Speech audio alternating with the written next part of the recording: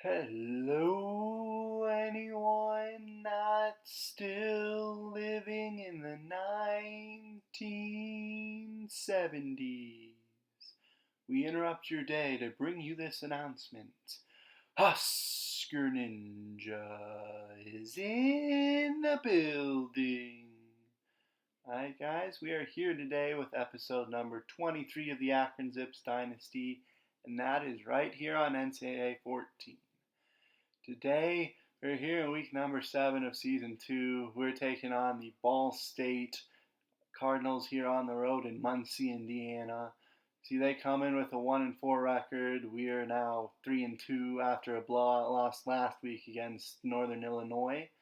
But we're here today at Schumann Stadium in Muncie, Indiana, and the Ball State Cardinals are set to host your Akron Zips here in week number 7.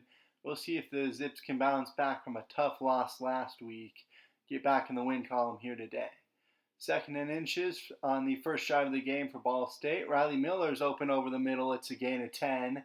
Now from midfield, a 3rd and 3. That pass will be caught underneath by Given. And Nolan Given has a gain of 6. They're into Akron territory now. It's a now it's a 3rd and 5 inside the 40. Flip back to pass. That's caught by Hull. Hull's got a bunch of daylight. Finally going to be dragged down from behind inside the 10, and it'll be 1st and goal for the Cardinals. Now on 3rd and goal, they'll throw that ball away out of the back of the end zone. Only the second incompletion on this opening drive. And Ball State would settle for 3 to begin the game, as we got a studio update here for you. And Georgia Tech takes down number 8 Texas A&M 41-38. Doyle with 124 yards and 2 touchdowns on 13 carries. Mon threw for 320 yards and 3 touchdowns in the loss for the Aggies, who fall to 4-2, while Georgia Tech improves to 3-2. A 3rd and 11 for Akron on the first drive of the game. That pass will be swatted away by Ray Wilborn, and it's a quick 3-and-out for the Zips offense. The ball goes back to Ball State here. There's Johannes Tyler with the first down across midfield. Now Plitt throws to the screen. It's caught by Given.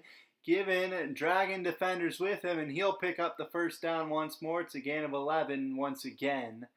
Now they've got it inside the 35. Plitt feeling the pressure. Gets rid of it. Has a man wide open. It's Tyler down to the 10.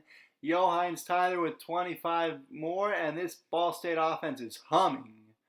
Right there, Nolan Given wide open, all alone in the end zone. 3-yard touchdown strike. It's now 10-0 Cardinals here. Still 2:37 left in the first quarter. Now Rammert's back to pass. He's going to be picked off by Anderson the second. And that is not what you want to do if you're Alex Rammer right there, is turn the ball back over with your offense struggling so far in this first quarter. That's what he's going to do. And now Ball State looking to make him pay. 3rd and 6. Flip thrown end zone, incomplete out of the back of the end zone. And so Ball State would settle for 3. And it's 13-0 with 1:58 left in the opening quarter. Can Akron finally get going on offense here? White will get the carry. Keandre White's up the middle for a gain of 13. He got 3 carries for 12 yards in this opening quarter. Now later on, facing a 3rd and 8, they'll give to White. And White's going to take this one up the middle for a gain of 7. It'll set up 4th down and 1, and Akron going to roll the dice and go for it here. They got it at their own 40. They'll give to Burnett, and the freshman fullback James Burnett with the gain of 4 and a first down. So that'll take us to the end of the first quarter. It's 13-0 Ball State through 1 here in Muncie, Indiana.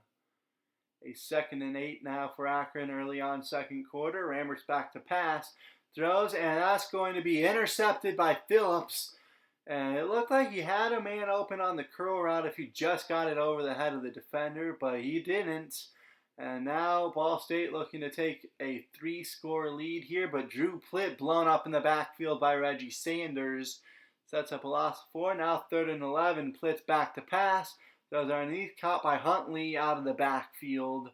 And Caleb Huntley has a gain of 16 and a first down. They're into Akron territory once more. Seemed like they spent most of the game there to this point. But on 3rd and 10, that pass broken up, incomplete. And out comes the field goal unit to make it a 16-0 ball game. That kick is going to be no good. Pushed it off the upright. And Akron remains only down 2 scores with 5:08 left in the half. Keandre White gets the handoff. He's going to pick up 7. Now a 3rd and 7 from midfield. Cato Nelson is into the game now, and Cato Nelson rolling out. He's going to take off, and Cato Nelson going to be knocked out of bounds after a gain of 6. Sets up a 4th and 1. Yes, not liking what they were seeing from Rammert, but Cato Nelson won't get the first down there, and Akron's going to turn it over on downs. So good starting field position once more for Ball State as they unload. That's picked off! Intercepted by Reggie Sanders, and the JUCO safety comes up with the turnover. And maybe that is finally what Akron needs to get some momentum going here in this ball game. 2nd down and 1 now. Nelson's still in. The 2 early interceptions looking like they're going to cost Rammert the chance to get back into this game, but that pass from Nelson is picked off with the pressure coming, tried to get rid of it. Forced to throw he shouldn't have forced, and Ball State gets the turnover right back. There goes Drew Plitt into Akron territory, down to the 40. And this Akron offense has looked abysmal the last 2 weeks. 2nd and 3, back to pass, caught by Hall, wide open inside the 10. It's a gain of 24. Justin Hall sets up 1st and goal for the Cardinals as they look to make it a 3-score game finally. Plitt escapes pressure. He's going to break contain and get into the end zone. It's now 21-0. Minute 20 left. Nelson back to pass, caught by Burkhart out across the 45. Gain of 13 for Dustin Burkhart. This offense has been stymied for much of this first half. And Nelson rolling out to his right. You can see some controller malfunctioning. Throws one man off him. And the controller malfunctioning again. Nelson unloads deep. Has a man all alone. It's Brimage. Deshaun Brimage down to the 5. And that's a gain of 50. Sets up a 2nd and goal from the 36 seconds left. It's 2nd and goal from the 1. White's into the end zone. The redshirt freshman with the touchdown, and finally Akron on the board. And the score will be 20-7 Ball State going into the locker room. But now Akron only down 2 scores. And right there, Nelson's intercepted by Wade. Wade breaking tackles. He's got this one inside the 10. Down to the 1-yard line. It'll be 1st and goal for Ball State. And this defense hasn't been great today, but they've been put behind the 8 ball on most of these drives. This offense showing up dead on arrival for the 2nd straight week. It's a 20-point ball game now, a minute into the 3rd quarter. And Nelson on 2nd and 18, picked off once more. This time it's Holmes Jr., and they'll start in the red zone once more. That's the 5th Akron turnover of the ball game. And right there, Givens going to get into the end zone for the 2nd time today. The route is on here in Muncie, Indiana. It's 34-7, 5:43 left in the quarter. Nelson back to pass, and you guessed it, this is going to be interception number 6 between the 2 quarterbacks here today for the Zips. 2 in the 1st quarter for